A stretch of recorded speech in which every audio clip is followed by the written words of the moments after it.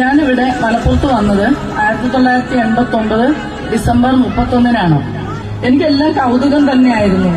ഇവിടുത്തെ ആളുകള്, കാഴ്ചകളൊക്കെ. ഞാനെങ്ങും പുറത്തേക്ക് പോയിട്ടില്ലല്ലോ. ഇതൊരു വിശേഷണമുണ്ട് അവിടെയൊക്കെ, മലപ്പുറം കത്തി. അപ്പൊ എനിക്കിങ്ങോട്ട് വരുമ്പോഴും പേടിയാണ്. എന്റെ മനസ്സിൽ എല്ലാവരുടെയും അരയില് കത്തി ഉണ്ടായിരിക്കും. കത്തിയുള്ള മനുഷ്യരെയാണ് ഇവിടെ കാണുന്നത്. അതൊക്കെയാണ് എന്റെ മനസ്സിൽ. ക്രമേണ എനിക്ക് പേടിയൊക്കെ മാറി.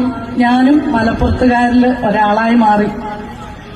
ഇത്രയും കാലം ഞാൻ ഇവിടെ നിന്ന അടിസ്ഥാനത്തിൽ എനിക്ക് പറയാം, ഏറ്റവും നന്മയും സ്നേഹവുമുള്ള ആളുകൾ എവിടെയെന്ന് ചോദിച്ചാൽ നിസ്സംശയം ഞാൻ പറയും, ഉറപ്പോടെ പറയും, മലപ്പുറത്തുകാരാണെന്ന്.